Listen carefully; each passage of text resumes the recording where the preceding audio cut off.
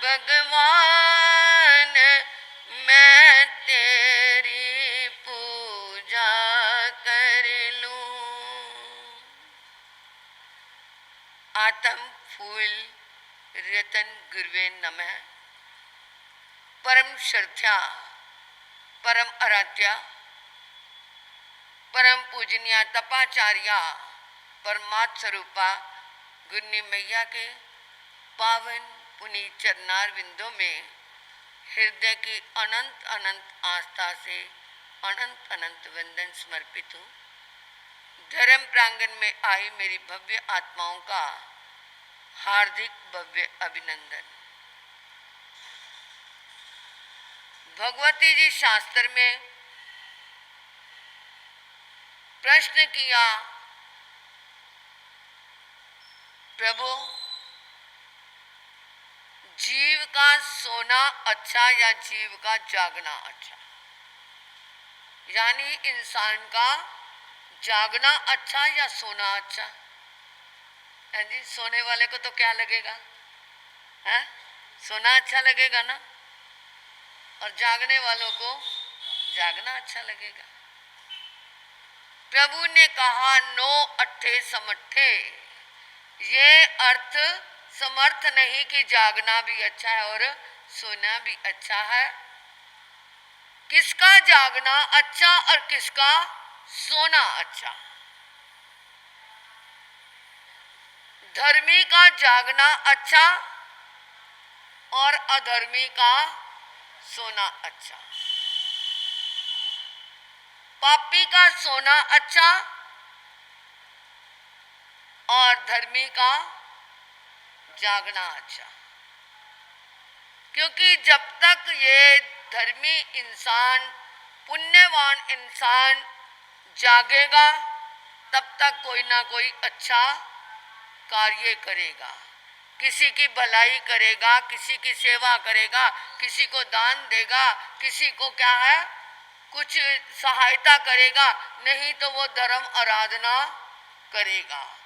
और जो पापी और अधर्मी है वो जब जागेगा तो दिमाग के अंदर यही योजना बनाता रहेगा, प्लान करता रहेगा, कैसे करूं कि मैं किसी से छीन सकूं, कैसी योजना से मैं किसी की जेब खाली करा सकूं, कैसे किसी को क्या है मैं धोखा दे सकूं, कैसे मैं पैसा कमा सकूं। यानी ऐसा पापी व्यक्ति जो अगर जागेगा ऐसा ही करेगा तो उसका क्या है सोना अच्छा है। परंतु ये चातुर्मास हमें जगाने के लिए आया है, चौमासा हमारे को जगाने के लिए आया है। राजा के बेटा हुआ, बड़ी खुशी थी, परंतु एक राजा के अंदर एक उत्साह सा था कि मैं अपने बेटे को ऐसी ऐसी चीजें खिलाऊं, ऐसा ऐसा इसको मैं कुछ करूं कि ये हमेशा ही स्वस्थ रहे, इसको कभी कोई बीमारी ना आए, ये इसको कोई तकलीफ ही ना आए। उसने वैद्यों से सलाह करी, 3 वैद्य आए। एक वैद्य ने कहा कि देखो महाराज मेरी दवाई ऐसी है, अगर इसके शरीर में बीमारी होगी तो मेरी दवाई से बीमारी ठीक हो जाएगी, अगर बीमारी नहीं है तो फिर बीमारी पैदा हो जाएगी। वो कहता है इसको कौन बुलाए, तेरी दवाई की जरूरत नहीं। दूसरे वैद्य ने कहा महाराज मेरी दवाई ऐसी है, बीमारी को तो ठीक करेगी, अगर वो बीमारी को ठीक नहीं करेगी तो कोई नुकसान भी नहीं करेगी, कोई भी नुकसान नहीं होगा, दवाई देते जाओ बीमारी ठीक हो जाएगी। परंतु अगर नहीं भी बीमारी ठीक हुई तो उस दवाई का रिएक्शन कोई नहीं है।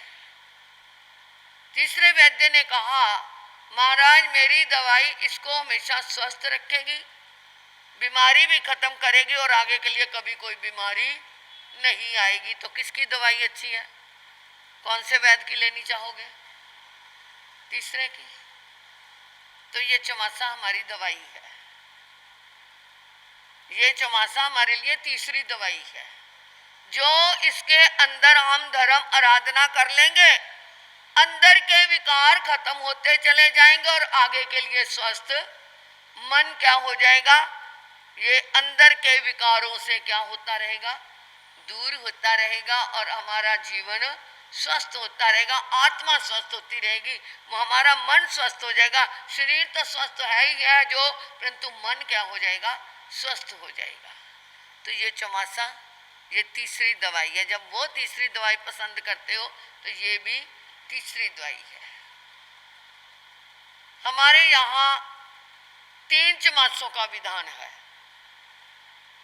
कौन कौन से 3 चमासे? आप कहोगे हमें तो एक ही पता है चमासे का। कितने चमासे हैं? 3 चमासे हैं।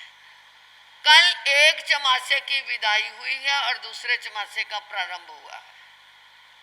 यानी उष्ण चमासा गर्मी का क्या हुआ, खत्म हुआ और वर्षा का चमासा शुरू हुआ।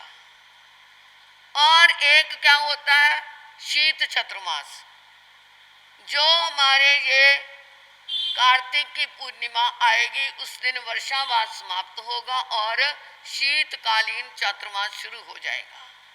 3 चमासे हैं और उसमें ये 3 चमासों में इसी चमासे का महत्व दिया गया है, क्योंकि इस समय आपको बताया है साधु साध्वी आते हैं, धर्म प्रेरणा देते हैं, और जिसको धर्म प्रेरणा लग गई उसके लिए तो वो चमासा क्या हो गया, कामयाब हो गया। और जिसको धर्म प्रेरणा नहीं लगी, नहीं महाराज ऐसे नहीं होता, ये नहीं हुआ, एक बार क्या है आईमिल किया तो क्या हो गई, घबराहट हो गई या उल्टी आ गई तो हमारे से अमल नहीं होता। अरे मन को मजबूत करो, वैसे नहीं उल्टी आती, वैसे भी तो क्या हो जाती है, उल्टी आ जाती है। इतने हॉस्पिटल भरे पड़े हैं, वो क्या अमिल करने से हुए हैं? जितने बीमार हैं लोग, क्या खाली वो अमिल करने से या तपस्या करने से बीमार हुए हैं, बल्कि खाने से ज्यादा बीमार होते हैं, ना खाने से नहीं होते, क्योंकि वो क्या हो जाता है, पेट बैलेंस में आ जाता है। महात्मा गांधी जी कहा करते थे, एक हफ्ते में एक उपवास कर लोगे तुम कभी बीमार नहीं होगे। और ऐसे ही हमारे शास्त्र कहते हैं कि अगर हम इसको पेट को थोड़े एक दिन के लिए कुछ रेस्ट दे देंगे तो इसकी पाचन शक्ति क्या हो जाएगी, ठीक हो जाएगी। ठूसते रहो ठूसते रहो ठूसते रहो तो क्या हो जाएगा, अजीर्ण हो जाएगा। तो इसको क्या देना पड़ेगा, रेस्ट करना पड़ेगा। तो ये चौमासा हमारा इसी के लिए आता है। कल्प शास्त्र में वर्णन आता है, साधु और साध्वी के विहार का कल्प आता है।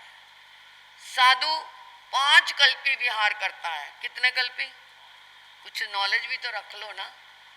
और साध्वी 9 कल्पी विहार करती है। नहीं, साधु 9 कल्पी करता है और साध्वी 5 कल्पी करती है। मतलब किस लिए?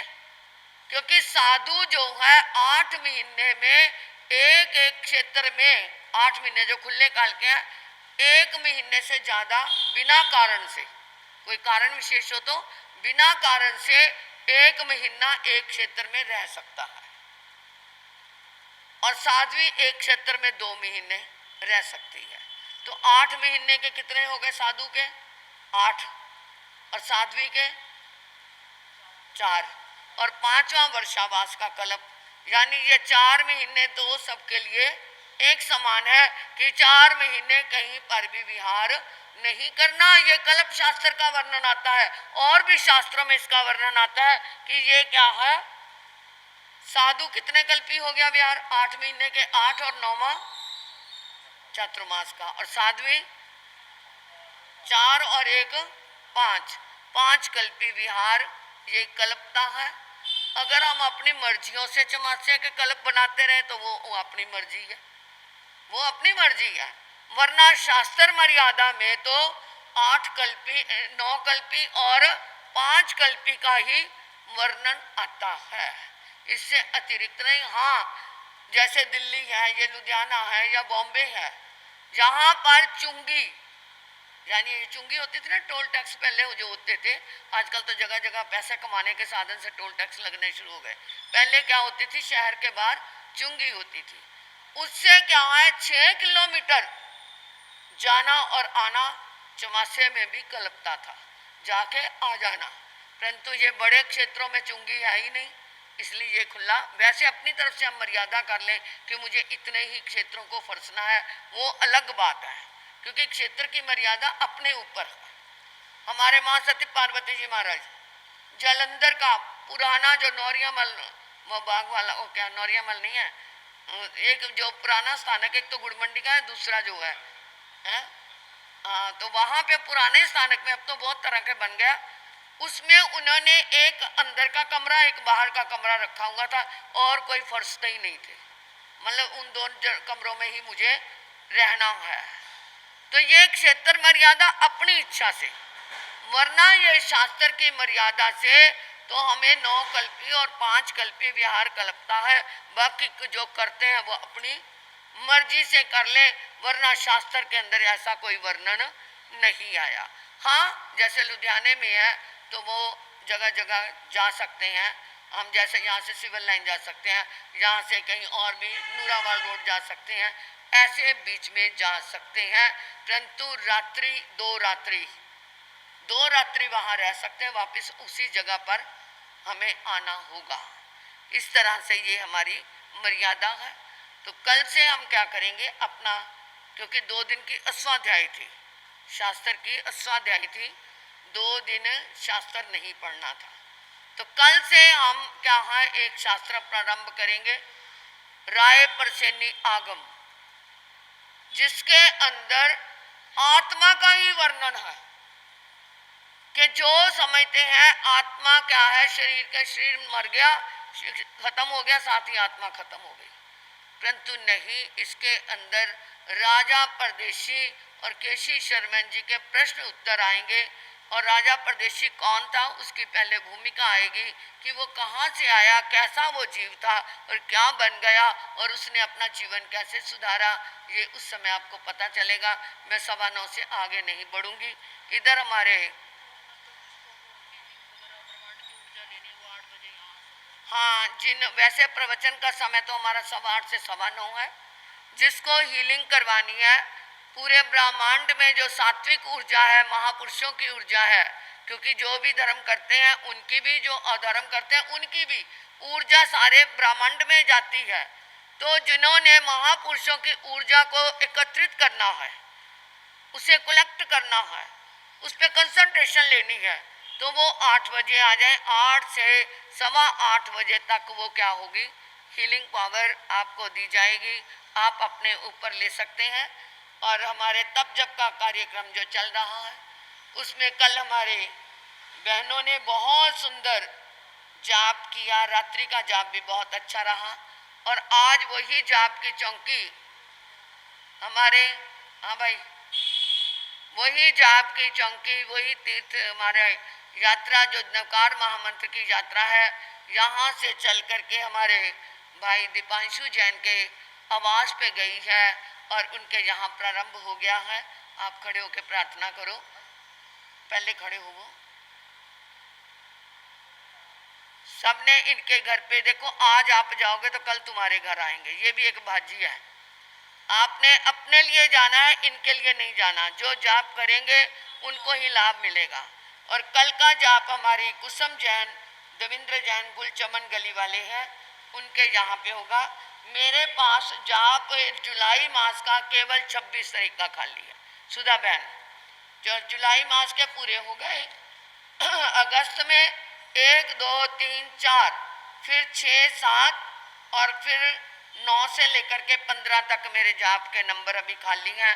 फटाफट पूरे करवा लो, आपको ही लाभ है। और फिर 23 से तो क्या हो जाएंगे, अगस्त में पोजीशन शुरू हो जाएंगे, इसलिए 23 तारीख तक 22 तक ही हमने लिखवाने अगस्त में, तो आप लाभ ले लेना। आज के आई मिल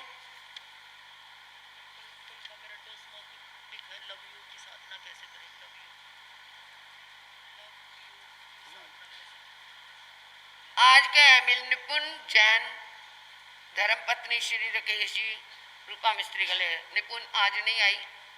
हाँ हाँ, वो आई मिल, क्योंकि जाप है घर में तो उनका आई मिल हो गया है। सचिन जैन जी भी सुबह जाप आई मिल करवा के सिविल लाइन से आए थे और वो हीलिंग करवा करके वो चले गए। देखो उन्होंने अपने यहाँ का प्रवचन नहीं छोड़ा, और जहाँ जिसका प्रवचन है वहाँ पर ही उसको जाना उचित है। अपने घर को छोड़ के दूसरे घर जाओगे तो वो बेकदरी होगी, एक न दिन नहीं होगी, 2 दिन नहीं होगी, 4 दिन, तो फिर बाद में तो वो क्या है अपने घर से ही पूरी पड़ेगी, ये ध्यान रखना। और 2 आई मिल तो हो चुके हैं। तीसरा शीला बहन, उनको भी समाचार दिया था, आए हुए हैं, धन्यवाद मेरी बहना। और शीला बहन धर्मपत्नी सूरज जी और रेखा बहन राकेश जी की मिसेज, लो जी 2 हो गए, 2 करवाओ, शीला बहन करवा लो। गुन्नी जी महाराज की आज्ञा से अमल दिव्यम प्यार स्न पान कम समान तमुग्न सत्समय मित्र मैत्र करण तस्वंते प्रिकमा में निंदा में ग्रह में त्याग गोश्रय तपस्या करने वालों को। कल का आई मिल हमारे लव भाई और अरहम जैन वल्लभ कॉलोनी वाले, कुसुम जैन आपका आई मिल है कल का, और विनीता जी राजेश जी गुलचमन गली वाले। इस तरह ये कल के आई मिल है। मेरे को जिन्होंने अभी आई मिल के नाम नहीं लिखवाए वो लिखवा लेना। अभी मेरे पास जुलाई में 28, 29, नहीं 29, 30 और 31, उसके बाद अगस्त के शुरू हो जाएंगे। ये 3 डेटें मेरे को दे दो, 29, 30, 31, तीनों में जो क्या है अपने नाम लिखवा देना। कल को मुक्ता जी महाराज के जो प्रवचन का विषय होगा लव यू की कैसे व्याख्या होगी, लव यू की साधना कैसे की जा सकती है। मैं तुम्हारे को प्यार करता हूँ, मैं तुम्हारे को प्यार करती हूँ, कैसे करनी है, ये अंदर की मनोभावना कैसे लेनी है, नया विषय है, आप सुनेंगे तो पता चलेगा।